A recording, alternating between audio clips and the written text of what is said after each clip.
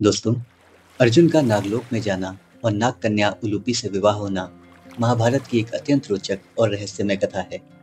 यह कथा केवल एक प्रेम प्रसंग नहीं, बल्कि अर्जुन के जीवन के गहन आध्यात्मिक, नैतिक और मानवीय पहलुओं को भी उजागर करती है। तो आइए शुरू करते हैं कहानी। पांडवों के जीवन में जब कठिनाइयां चरम पर थी, तब द्रौपदी के साथ साझा किए गए समय का नियम भंग होने पर अर्जुन को 12 वर्ष का वनवास मिला। वह नियम था कि जब कोई एक भाई द्रौपदी के साथ हो तो दूसरा उस समय कक्ष में प्रवेश नहीं कर सकता।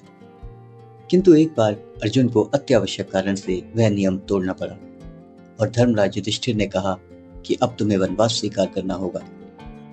अर्जुन ने विनम्रता से कहा, भाइयों और प्रिय द्रौपदी, यह नियम का उल्लंघन मेरा अपराध है, अतः मैं बिना किसी खेद के वनवास को स्वीकार करता हूँ। और इस प्रकार अर्जुन अपने धनुष गांडीव को साथ लेकर तपस्वी के वेश में अकेले वन की ओर निकल पड़े। वन के शांत वातावरण में अर्जुन ने स्वयं को केवल तप और अध्ययन में समर्पित कर दिया। वह विभिन्न तीर्थों की यात्रा करते हुए हिमालय की ओर बढ़े।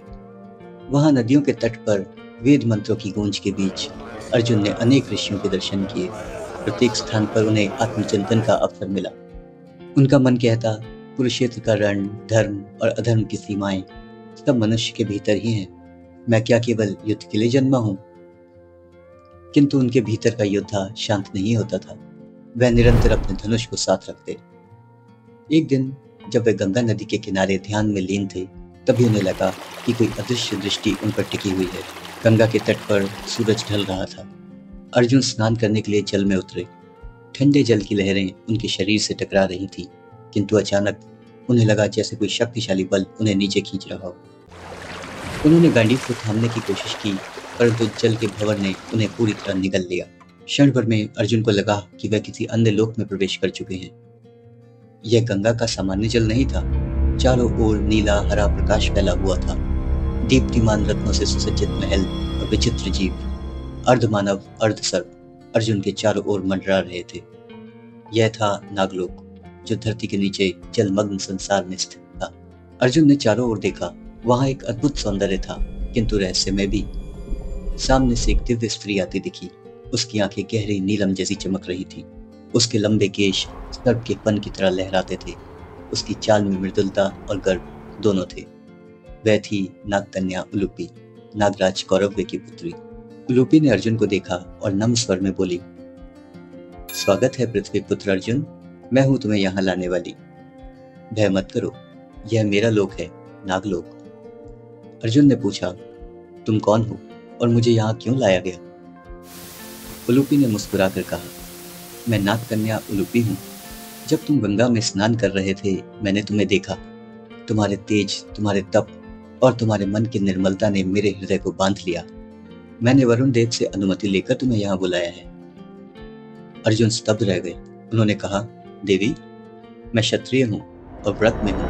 मैं द्रौपदी का पति हूँ और इस समय ब्रह्मचर्य का पालन कर रहा हूँ। उलूपी ने विनम्रता से कहा, मैं जानती हूँ, परंतु यह प्रेम किसी बंधन को नहीं जानता। मेरा हृदय तुम्हारे प्रति समर्पित है। यदि तुम मुझे स्वीकार नहीं करोगे तो मैं अपना जीवन त्याग दूंगी। अर्जुन ने गंभीर होकर कहा, यदि तुम्हारी भावना सच्ची है तो मैं तुम्हारा अनादर नहीं करूंगा, परंतु यह विवाह केवल कर्तव्य की भावना से होगा, कामना से नहीं। उलूपी ने हाथ जोड़कर कहा, मुझे यही स्वीकार है धनुर्धर, मेरे लिए यह जन्म का वरदान होगा। अर्जुन कुछ दिनों तक नागलोक में रहे। वहां उन्होंने देखा कि यह लोक धरती से बिल्कुल भिन्न है। जलमग्न होते हुए भी वहां का वातावरण प्रकाशमय था। सर्प रूप प्राणी मानव रूप में संवाद करते थे। उलूपी उन्हें अपने महल में ले गई, जो शंख, मोती और रत्नों से सजा था। जल की लहरें दीवारों पर झिलमिला रही थीं और हर कोने से मधुर संगीत गूंजता था। वहां अर्जुन ने नागों से संवाद किया। उन्होंने अर्जुन के पराक्रम और न्यायप्रियता की प्रशंसा की। नागराज कौरव्य ने कहा, वीर अर्जुन, हमारे लोक में तुम्हारा स्वागत है।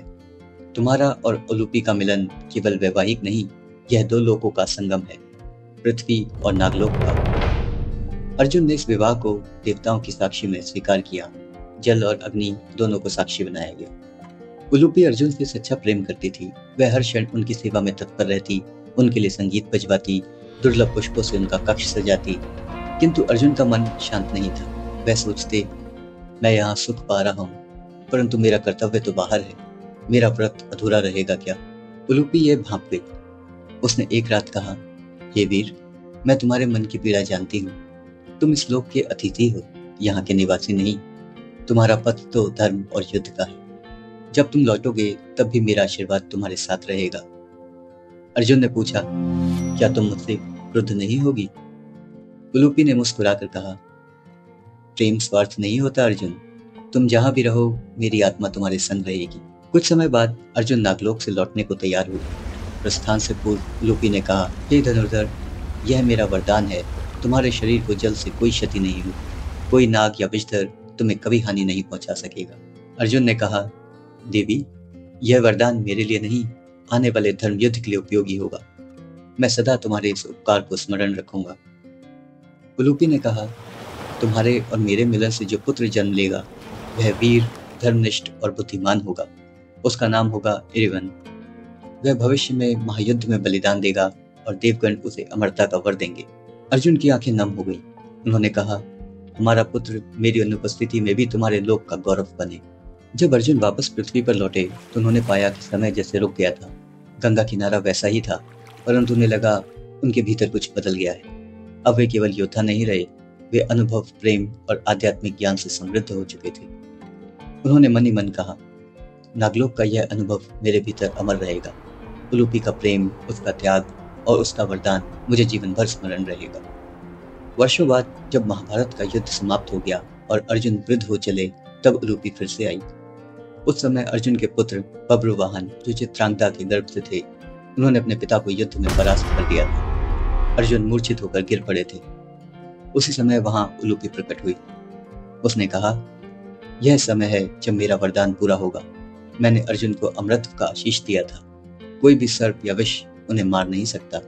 अब मैं नागमणि से उनका प्राण पुनः स्थिर करूंगी। उलूपी ने अपने रत्न से अर्जुन के शरीर को स्पर्श किया और क्षण भर में अर्जुन पुनः चेतना में आ गए। अर्जुन ने देखा उलूपी सामने खड़ी है, जैसे समय ने उसे छुआ ही ना हो। अर्जुन बोले, देवी उलूपी, तुम्हारा वरदान अभी मेरे साथ है। तुम्हारा प्रेम समय से परे है। उलूपी ने कहा, मैं केवल अपना वचन निभाने आई थी। अब तुम अपनी यशोगाथा को पूर्ण करो हे पांडुपुत्र। और इतना कहकर वह जलधारा में विलीन हो गई। अर्जुन उस रात लंबे समय तक सोचते रहे। उन्होंने गंगा किनारे बैठे हुए देखा। लहरें वैसी ही थीं जैसे बरसों पहले नागलोक में थीं। उन्होंने मन ही मन कहा, उलूपी, तुमने मुझे अमरता दी, पर वह केवल शरीर की नहीं बल्कि आत्मा की है। प्रेम और त्याग जब मिलते हैं तभी मनुष्य देवत्व को छूता है। उलूपी का प्रेम स्वार्थ रहित था। उसने अर्जुन से मिलन की इच्छा की, पर जब उनका धर्म मार्ग बाधित होता दिखा तो वह स्वयं उन्हें मुक्त कर गई। यह दिखाता है कि सच्चा प्रेम किसी को बांधता नहीं, बल्कि उसके पथ पर उसे आगे बढ़ने की शक्ति देता है। और अर्जुन, जो केवल एक योद्धा के रूप में प्रसिद्ध हैं, इस कथा में एक संवेदनशील, दार्शनिक और आत्मान्वेषी व्यक्ति के रूप में उभरते हैं। अर्जुन का नागलोक में जाना और उलूपी से विवाह, यह कथा महाभारत के विशाल सागर में एक गहरे मोती की तरह है। और यह हमें सिखाती है कि जीवन केवल युद्ध, व्रत या कर्तव्य नहीं, वह प्रेम, संवेदना और आत्मज्ञान का संगम भी है। जब गंगा की लहरें आज भी बहती हैं तो कहा जाता है कि कभी कभी इसमें नागकन्या उलूपी की छवि दिखाई देती है, जो अपने अर्जुन को स्मरण करती है। और तब जल की मंद ध्वनि मानो कहती है, प्रेम अमर है, वह लोकों के पार भी जीवित रहता है। तो दोस्तों, कैसी लगी आपको ये कहानी? अपने विचार कमेंट्स में जरूर साझा करें। धन्यवाद।